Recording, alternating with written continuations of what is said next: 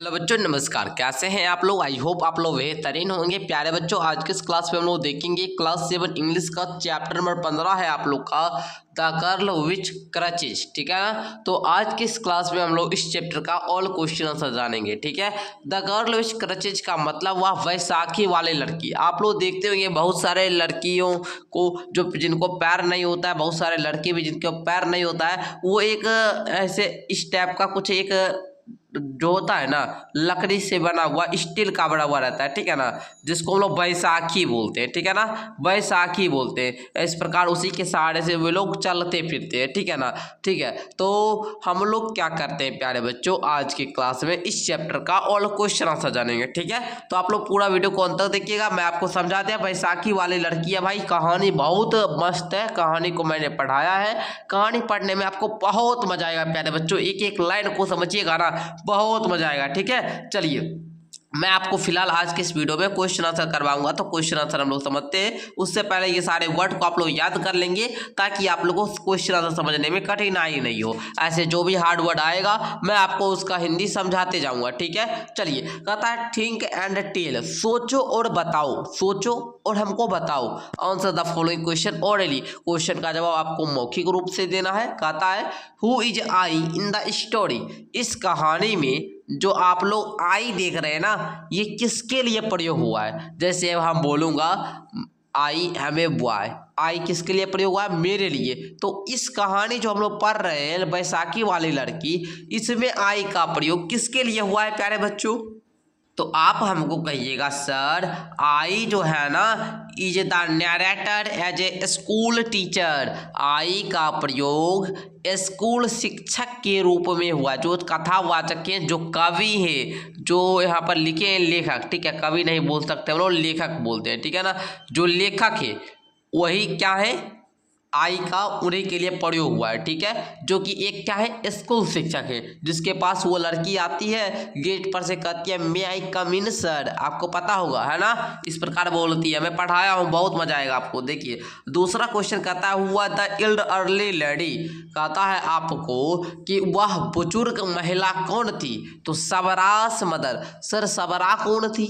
सबरा वही बैसाखी के सहारे वाली चलने वाली लड़की थी, और उस लड़की की जो माँ थी वही उस बुजुर्ग महिला थी। समझे आप लोग? सबरा की माँ, जो लड़की थी ना बैसाखी के सहारे जो चल रही थी, उन्हीं का नाम था सबरा, और उन्हीं की माँ थी कौन? बुजुर्ग महिला। आगे देखिए तीसरा क्वेश्चन कह रहा है why had the girl come to school, कहती है लड़की स्कूल क्यों आई थी? To take admission in the school, लड़की को ना पढ़ने का बहुत शौक था। भले लड़की बैसाखी के सहारे चलती थी, भले लड़की का पैर थोड़ा कटा हुआ था। ठीक है ना, हम लोग बोल सकते हैं। ठीक है ना, बैसाखी के सहारे चलती थी, लेकिन उनको पढ़ने का बहुत इच्छा था, इसलिए वह स्कूल में एडमिशन लेने के लिए आई थी अपनी माँ के साथ। ओके, कहता है which class was the girl admitted in, लड़की को किस कक्षा में एडमिशन किया गया? ठीक है, मतलब हम लोग बोल सकते हैं नामांकन किया गया। ठीक है, तो लिखेंगे क्लास 6 में उसको क्या किया गया? एडमिशन किया गया। ठीक है, किसको जी? सबरा को, जो बैसाखी के सहारे चलती थी। ओके, चलिए। कहता है who was the doctor, doctor कौन थे?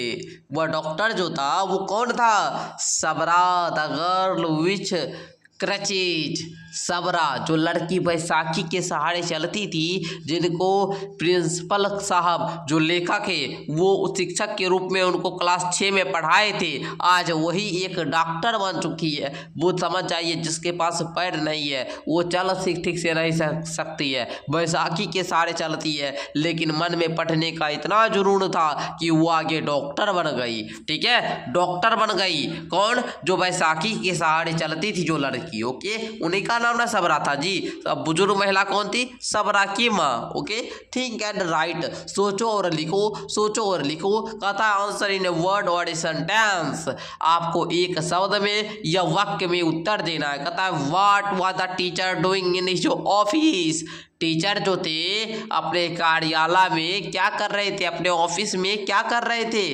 बच्चों बताएंगे preparing the reports of the student, विद्यार्थियों का रिपोर्ट तैयार कर रहे थे।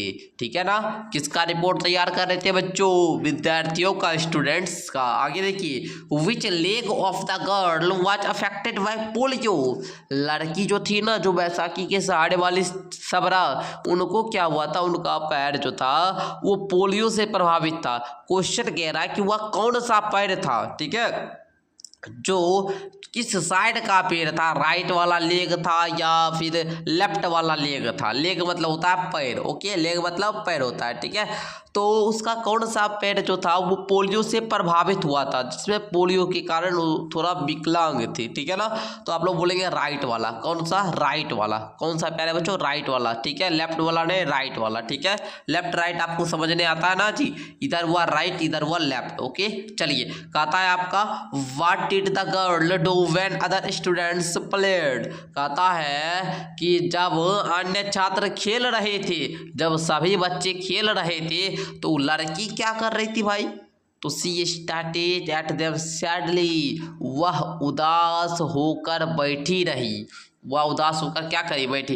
बेचारी को पैर रही है प्यारे बच्चों, वो क्या है? उनको पैर, जो दाहिना पैर है ना, जो राइट वाला उनका लेग है ना, वो पोलियो से प्रभावित है। भाई बेचारी क्या करेगी? खेल तो पाएगी रही, उदास हो जाती थी, अरे मेरे जैसे बच्चे खेल रहे हैं, मैं नहीं खेल पा रही हूँ। ठीक है, आखिर अब देखिए, आखिर कहता what did the girl become at last.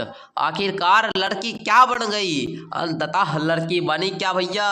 Doctor बन गई सर। क्या बनी? डॉक्टर बन गई। और डॉक्टर बनकर किसकी इलाज की थी? पता होगा आपको। कहता व्हाट डिड द गर्ल से please don't call me madam. कहता है what did the girl she.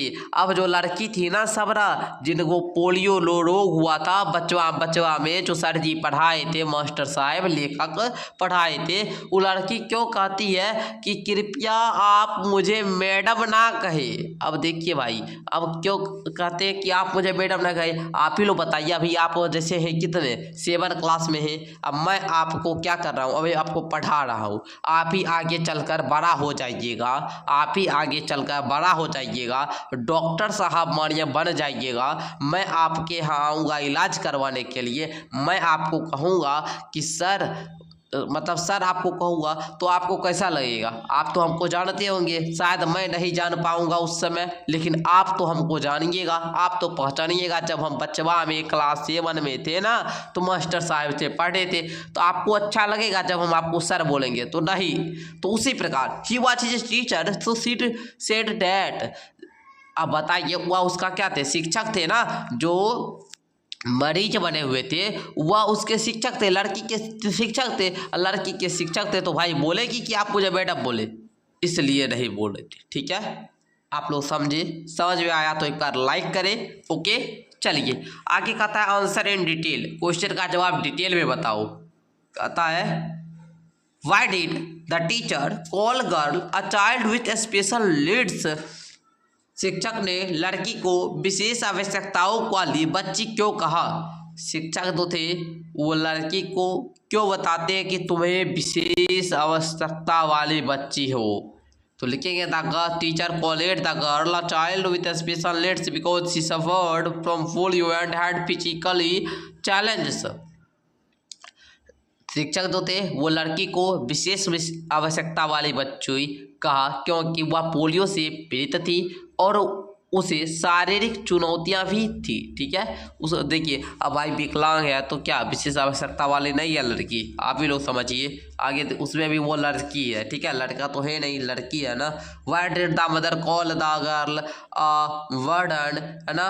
Burden का मतलब होता है प्यारे बच्चों बोझ। क्या होता है जी? बोझ। Is she really a burden on the family. कहता है कि माँ जो है लड़की को, माँ ने लड़की को बोझ क्यों कहा है? क्या वह सचमुच परिवार पर बोझ है? बताइए, उसकी जो माँ थी ना, लड़की को बोझ कहती है। क्या वह सचमुच वो लड़की जो बोझ थी? बताइए आप लोग। लिखेंगे the mother call it the girl a burden because the girl needed help with her daily activity due to her polio. माँ ने लड़की को बोझ इसलिए कहा क्योंकि पोलियो के कारण उसे अपनी दैनिक कार्यों में मदद की जरूरत थी। अब बताइए बेचारी को क्या पैर नहीं है भाई, राइट वाला लेग नहीं है, दाहिना वाला पैर नहीं है, वह एक दिव्यांग है, पोलियो से प्रभावित है। अब बताइए वह काम तो ठीक से कर नहीं पाएगी, उनकी जो शारीरिक क्रियाकलाप है, दैनिक का कार्य है, उसमें भी उसको मदद करना पड़ेगा। किसको? उसकी माँ को। तो भाई इसलिए वो समझती है कि अरे भाई ये तो मेरे माता का क्या है बोझ है, लेकिन माँ ऐसी नहीं बोलती होगी, लेकिन कभी कभी हो जाता होगा। ठीक है, चलिए। However, she was not actually a burden on the family. लेकिन हालांकि, however का मतलब हालांकि, क्या होता है प्यारे बच्चों? हालांकि she was not actually a burden on the family. हालांकि वह वास्तव में परिवार पर बोझ नहीं थी, वह लड़की परिवार पर बोझ नहीं थी। अब बताइए वही लड़की पढ़ी, 6th क्लास में एडमिशन ली, अब आगे बढ़कर क्या बन गई? डॉक्टर बन गई। अब डॉक्टर बन गई तो बताइए अब वो कितना रुपया कमाती होगी? उसकी माँ खुश होती होगी कि नहीं होती होगी? उसकी माँ तो बहुत खुश होती होगी। भाई मैं अपनी बेटी को पढ़ाया 6th क्लास में, विकलांग होते हुए भी मेरी बेटी ने आज एक डॉक्टर बन गई। देखिए कितना बड़ा संघर्ष की। ठीक है, चलिए आगे कहता है तीसरा question, how did the teacher encourage the girl. कहता है प्यारे बच्चों शिक्षक ने लड़की को कैसे प्रोत्साहित किया? लिखेंगे the teacher encourage the girl by telling her stories of successful people who also had physically disabilities showing her that she could achieve her goals too। कहते थे शिक्षक जो है ना वो लड़की को कैसे मोटिवेट किए, लड़की को कैसे प्रोत्साहित किए। आप लोग भी कहते हैं सर हमको पढ़ने का मन नहीं करता, तनी हमको थोड़ा मोटिवेशन चाहिए, थोड़ा मोटिवेट कीजिए। अब देखिए शिक्षक कैसे करते हैं। शिक्षक क्या करते हैं? लड़की को सफल लोगों की कहानी सुनाते हैं, वैसे व्यक्ति की कहानी सुनाते हैं जो एक विकलांग थे।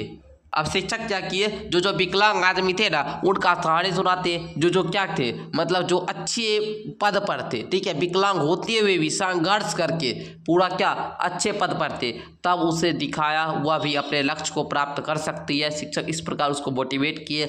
अभी आप ही लोग बताइए, एक वो आदमी था ना उसका एक राइट लेग था। ठीक है, भाला आप लोग जानते होंगे, भाला जानते हैं ना, भाला वो राइट हैंड से फेंकता था, उसका हाथ जो है ना वो टूट गया प्यारे बच्चों। पता है वो कैसे फेंका? आप समझ नहीं पाएंगे प्यारे बच्चों, उनका हाथ कट गया था, हाथ उनका कट गया था। ठीक है, लेकिन वह फिर भी भाला फेंक कर नंबर 1 पर आए। वो कौन व्यक्ति थे ये आपको नीचे कमेंट करके बताना है। ठीक है, चलिए चौथा नंबर क्वेश्चन कहता है how did Tarannum prove that she was not inferior of any other child. कहता है तरन्नुम ने कैसे साबित किया वह किसी भी अन्य बच्चे से कम नहीं है। लिखेंगे Tarannum insisted on being admitted to school studied hard with the help of her sister and became a successful doctor proving she was just a capable as any other child. Tarannum जो थी वो स्कूल में दाखिला लेने पर जोर दिया, अपनी बहन की मदद से कड़ी मेहनत से पढ़ाई की और एक सफल डॉक्टर बनकर यह साबित कर दी कि वह किसी भी अन्य बच्चे की तरह सक्षम है। ठीक है, चलिए बात भी क्या सही है भाई। जिस व्यक्ति को तरन्नुम जो है वो ऐसे कर देखिए, जिसको पैर हाथ रहता है वह भी डॉक्टर बनता है। कोई बच्चा पैर हाथ रहता है फिर भी वह नहीं बन पाता, वह नहीं पढ़ पाता, वह आगे कुछ नहीं करता, माथा पर मजदूरी का काम करता है, बोरा धोता है। लेकिन तरन्नुम नाम की जो लड़की है, इनका पूरा तरन्नुम नाम आप लोग को नया लग रहा होगा, लेकिन नहीं प्यारे बच्चों पूरा नाम उनका सबरा तरन्नुम होता है। ठीक है, सबरा तरन्नुम होता है। ठीक है, आप लोग ध्यान देंगे। ठीक है, डॉक्टर जो थे प्यारे बच्चों वह डॉक्टर बन गई। अब जिसको वो राइट वाला लेग नहीं है, दाहिना पैर नहीं है, वह लड़की पढ़कर आगे इतना बड़ा पद पर जाएगी, वो डॉक्टर बन जाएगी। यह साबित कर देती है कि भैया पैर हाथ कुछ भी नहीं काम देता है, अगर काम देता है तो सिर्फ जुनून होना चाहिए, जोश होना चाहिए कि हम भी कर सकते हैं तो हम कर देंगे। ठीक है, चलिए आइए देखिए कहता है वर्ड स्टडी में go through the next test again and guess the meaning of the following word.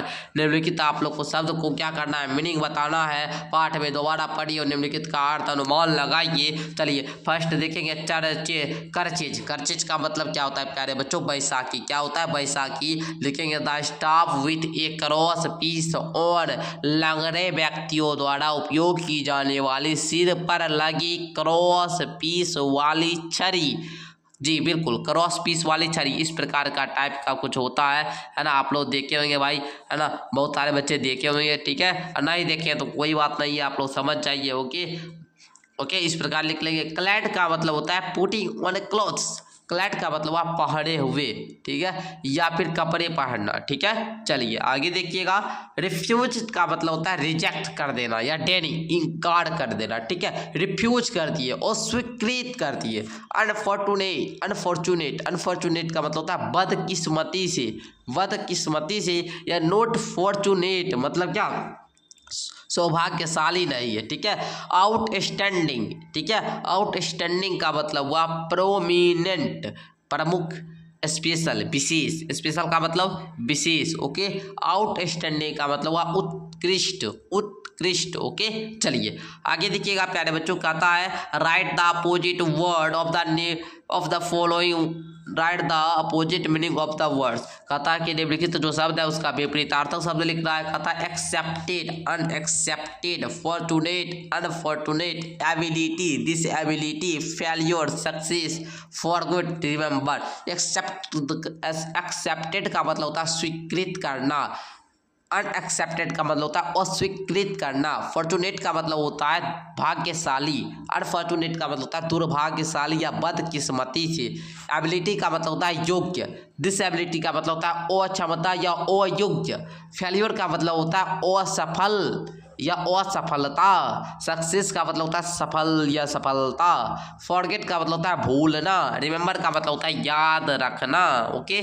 चलिए अब देखिएगा conjunction. Read the following sentences carefully, okay, carefully पढ़ रहा है प्यारे बच्चों। चलिए उसके बाद देखते हैं, अगर होगा कुछ तो बता देंगे, अगर नहीं है तो फिर आगे बढ़ जाएंगे, ओके। चलिए कहता है fill in the blanks with the given conjunction, है ना। आपको बोल रहा है कि यहाँ पर जो हिंट में कंजक्शन दिया गया है इसको भरना है। I am ill so I can not go to school. यहाँ पर हमने क्या भरा? सो भरा। क्या भरा? सो भरा। मैं बीमार हूँ इसलिए स्कूल नहीं जा सकता। We play well yet we could not win the match. Yet हो गया, है ना। उसके बाद मतलब हमने अच्छा खेला फिर भी हम मैच नहीं जीत सके, ठीक है। उसके बाद work hard otherwise you will fail.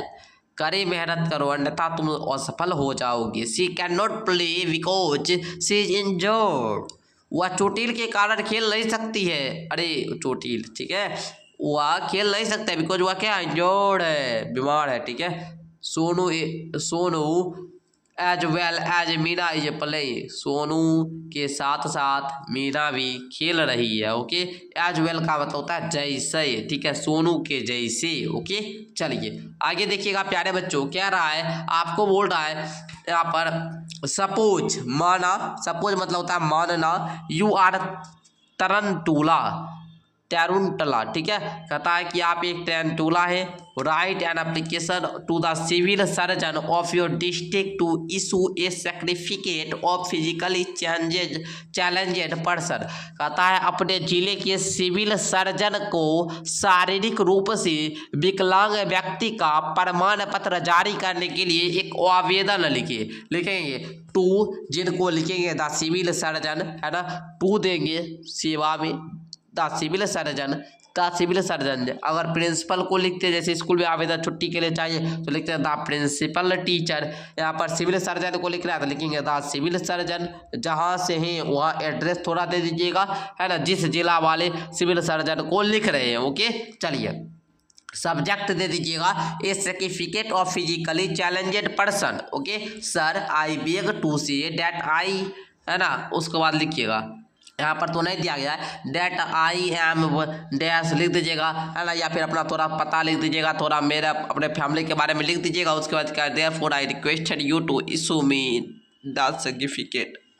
चलिए प्यारे बच्चों, थोड़ा सा तबीयत मेरा खराब है, ओके, लिख लेंगे। उसके बाद लिखेंगे योर फैथफुल, आपका विश्वासी, अपना नाम दे देंगे, ओके। चलिए या फिर अगर आपको इस प्रकार भी लिख सकते हैं, है ना। चलिए मैं आपको दे दिया, वो आप लोग लिख लेंगे। ओके चलिए, 2 टॉपिक दिया था, दोनों टॉपिक 1 में दे दिया, आप लोग क्या करोगे, लिख लोगे अच्छे तरीका से। चलिए समझे यहाँ तक। अब देखिए अब आपका आखिरी क्वेश्चन ही यहाँ पर है। देखिए इसको मैंने भर कर बता दिया। अब आपका आखिरी क्वेश्चन है यहाँ पर, translate the following sentence to English. मैं स्कूल जा रहा हूँ इसलिए नहीं खेलूंगा, इसको ट्रांसलेट करना है। तो प्यारे बच्चों आप लोग ट्रांसलेट नहीं कर सकते हैं, जल्दी से बताइए ट्रांसलेट कर सकते हैं या नहीं कर सकते। प्यारे बच्चों कर सकते हैं या नहीं बताइए। तो मैं स्कूल जा रहा हूँ इसलिए नहीं खेलूंगा, तो लिखेंगे I am going to school. I am going to school. So I would not play. ठीक है। चलिए दूसरा में क्या है, हम लोग अच्छा खेले तो भी नहीं जीते, मतलब वी क्या लिखेंगे, we played well WELL well, still ठीक है, still we did not win. Okay इस प्रकार प्यारे बच्चों आप लोग लिख लेंगे। तीसरा देखिए, यहाँ आओ वरना मैं तुम्हें पीटूंगा। कम हेयर क्या लिखेंगे प्यारे बच्चों, come here otherwise OTHER otherwise I will beat you beat YOU beat you. Okay लिख लेंगे। चलिए आगे देखिए प्यारे बच्चों, आगे क्या है, मैं नहीं आ सकता क्योंकि मैं बीमार हूँ। क्या लिखेंगे जी, आई कैन नोट कम। उसके बाद क्या, बिकॉज आई एम सिक। मैं बीमार हूँ, मैं क्या हूँ, बीमार हूँ, आई एम सिक। उसके बाद तुम और वह मेरे दोस्त थे। यू क्या लिखेंगे, यू कोमा दीजिए क्योंकि कोमा है। एंड ही आलसो क्या लिखेंगे, आलसो क्योंकि वह भी है ना जी। आलसो आर माई फ्रेंड्स लिख लेंगे। चलिए एक बार मैं दिखा देता हूँ। चलिए बच्चों इस प्रकार आप लोग लिख लेंगे। यहाँ पर मैंने दे दिया, नोट कर लीजिएगा आप लोग। चलिए कर लीजिएगा। ओके अब कहता है आपका translate the following sentence into your mother tongue. अब आपको जो दिया गया है इसको अपनी मातृभाषा में ट्रांसलेट करना है। I am reading so I shall not go to market. क्या लिखेंगे इसका, मैं पढ़ रहा हूँ। आई एम रीडिंग मैं पढ़ रहा हूँ। सो का मतलब इसीलिए क्या प्यारे बच्चों, इसीलिए मैं